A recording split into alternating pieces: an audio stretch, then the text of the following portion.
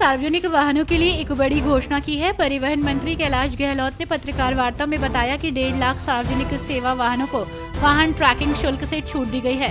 उन्होंने कहा कि आप सरकार ने 2019 में भी ऑटो रिक्शे के लिए वाहन ट्रैकिंग शुल्क माफ कर दिया था। मुख्यमंत्री पुष्कर सिंह धामी ने बहुउद्देशीय क्रीड़ा भवन परेड ग्राउंड देहरादून में राष्ट्रीय खेल दिवस के अवसर पर आयोजित कार्यक्रम में सभी को खेल दिवस की शुभकामनाएं दी तथा हॉकी के जादूगर के चित्र पर माल्यार्पण कर श्रद्धांजलि अर्पित की। इस अवसर पर मुख्यमंत्री ने पेरिस ओलंपिक 2024 में प्रतिभाग करने वाले उत्तराखंड के 4 खिलाड़ियों को 50-50 लाख की धनराशि के चेक प्रदान किए। आरजीकर मेडिकल कॉलेज की घटना पर कोलकाता में कल भाजपा के 12 घंटे के बंगाल बंद के आह्वान के बाद प्रदर्शन किया।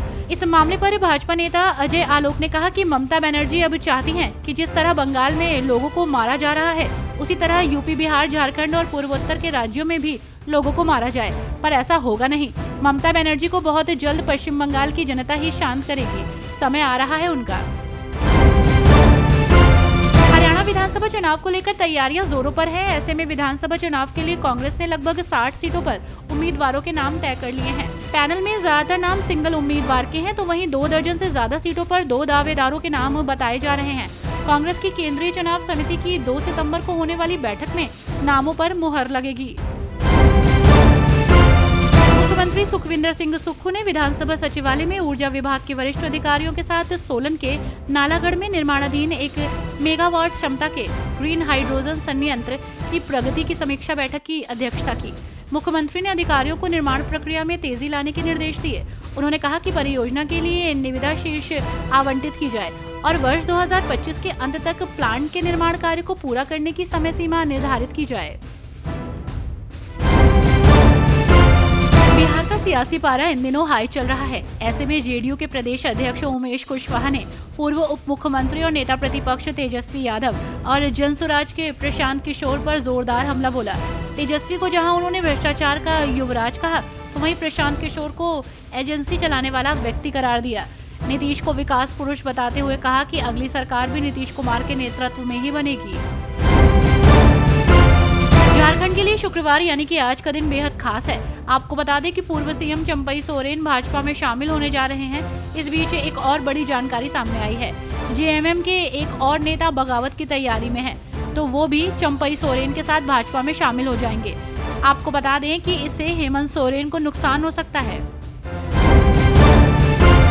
जम्मू कश्मीर में विधानसभा चुनाव करीब है और सभी राजनीतिक दल चुनाव प्रचार में जुटे हैं।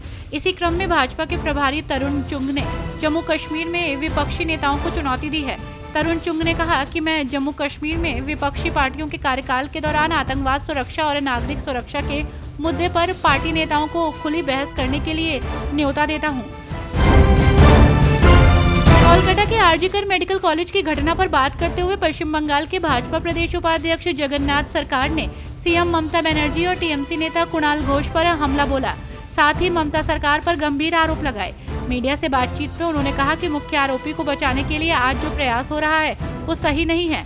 ममता बनर्जी की पुलिस ने दस्तावेज छुपाने का काम क्यों किया? आत्महत्या बोलकर पीड़िता के घर पर मैसेज भी दिया।